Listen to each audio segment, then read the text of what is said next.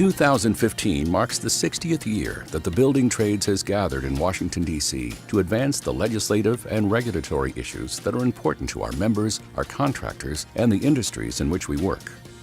In the beginning, the issue of the day was the interstate highway system, known as the Eisenhower Plan.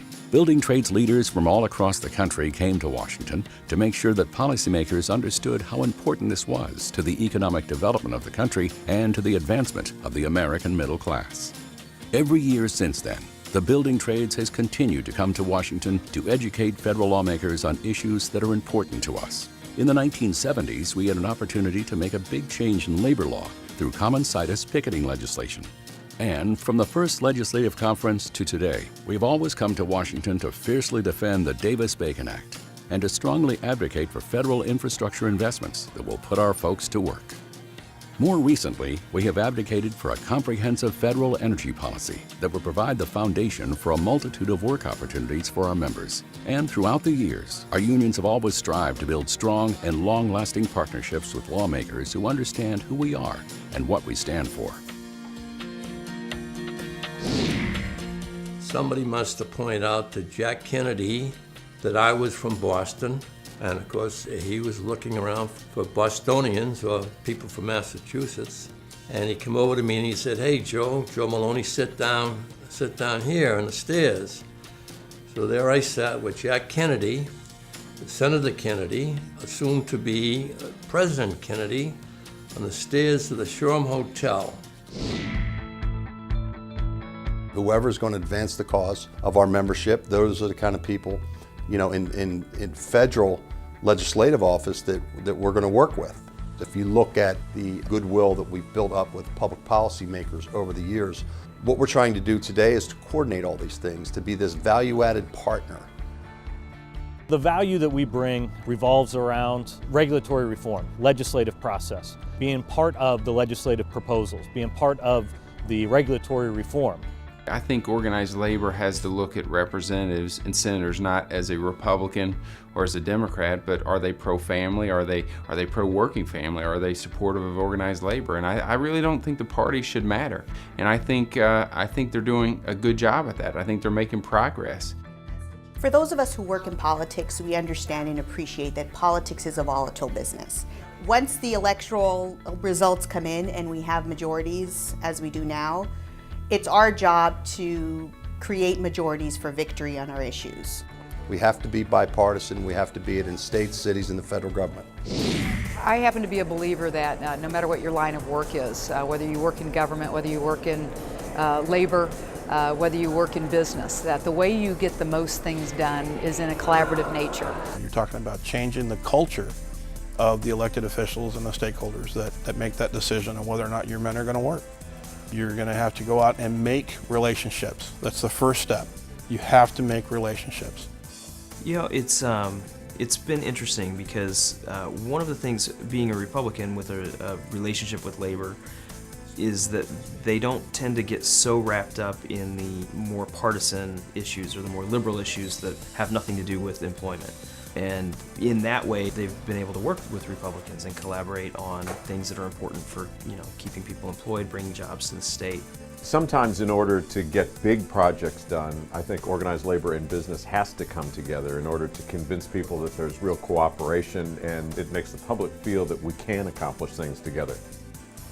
When we're in a real fight, to have the advantage of having our contractors out front and telling policymakers why these decisions they're getting ready to make on some kind of public policy, repeal of prevailing wage or a right to work, how this is harmful to their business model, and at the end of the day, it really hurts the economics of the state that they're in. The chess strategy is a lot different than checkers, and that's the game we have to play, and that's where we're at. The days of being in a position where we can just engage, give our support, and there's no real return on the investment of our support has to be over. We don't have 1,000 wants, needs, wishes, and desire, but we have 2, 3, or 4. And unless you're on board with these 2, 3, or 4, we will continue to look for a candidate or an office holder that is on board with them, and that's where we'll make our investment. I was very pleasantly surprised to learn when I started sitting down at a table and learning more about the building trades, that our objectives were very much the same. High quality education and training that results in someone getting a good paying job. And while we would have some differences over policy issues from time to time, I found that I could always find some common ground when working with the building trades because their sights were set on the same things. We do not have the luxury of waiting to try to build a Democratic majority. So putting together building trades majority is important. Without that view in Missouri, as we sit here today, we'd have right to work in Missouri. Our fights are not over there, but it's important that continuing education goes on. We made it a point that we needed to get to know our legislature. And we did it by a couple of ways. Number one, we lobbied them, not just in the Capitol, but also bringing them to our training schools and letting them see exactly how we spend our money.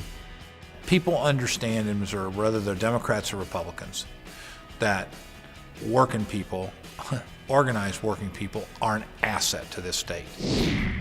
When you look at Ohio, we went through a couple years of rather dramatic fights over some legislative issues. And what the building trades in Ohio did is they set about examining why we're in this position. Coming out of the 2010 election cycle, we got hit pretty hard. There was some language that was put in the budget, passed the Ohio House to raise the prevailing wage threshold level to $3.5 million. To quote the governor, it was either get on the bus or get run over. We didn't even know where the bus was parked. And I think it was really at that point in 2011 that the building trade said, we need to change our approach. We need to go in a different direction here. We need to be relevant to both sides of the aisle. I guess we took it for granted that everybody understood what we did, and that's truly not true. Well, it was an adversarial relationship. 10 years ago, I was in my second year in the General Assembly, and frankly, there was not a relationship with the building trades. But the bottom line is business, and when you're all in with one party or the other, if you happen to win, you're in good shape. If you happen to lose, you're facing a $5 million prevailing wage threshold like we did in 2010. The building trades leadership decided they were going to sit down and meet with individual senators, individual House representatives, individual statewide office holders, and explain our business model. Well, for 15 years as a business manager and 6 years as a local union president, I preached from the podium that the Democrats were the only way to vote. And I looked at the Republicans as somebody that I didn't know and could trust, which was wrong on my part. I find that to be true today because I'd never taken the time to talk to a Republican. And so it started over a dinner, and we listened and we aired our grievances, I think, against each other. But what really happened out of that was the fact that we came out with the recognition that there were many more things that we had in common than a disagreement. You know, I really think it was an attitude shift on the part of the trades. First of all, to reach out to us. I met with several of the trades, first looking at the apprenticeship program for the bricklayers, which I was absolutely fascinated with. Our business model is what sold them to support our positions on prevailing wage and PLAs and things important to our members in our industry. We have everything we need, but you still have to be right on the politics. I can point to a couple of initiatives through the governor's office that has helped us directly attain about $110 million worth of work. That's just matters that he's attended to on our behalf by request. We had a big bill that passed that he signed into law, Substitute Senate Bill 78, last June, which helped crack down on unlicensed work in the commercial industrial sector. So that was a big win for us. We've really been able to make some progress despite the fact that there are strong Republican supermajorities in both chambers and a Republican governor. If I can sit down and listen and learn and communicate and be willing to start anew, then I think any Republican legislator across the country can do likewise. We are trying to achieve a building trades majority. That's what we want. We are not focused on partisanship any longer in Ohio. We can work together, roll up our sleeves, find common ground, and actually create jobs and promote jobs and build the economy of the state without resorting to some of those divisive issues that kind of divide labor and Republican legislators in other states. Having a building trades majority is really thinking forward, beyond the upcoming election, beyond the next poll and who's up in the polls or not.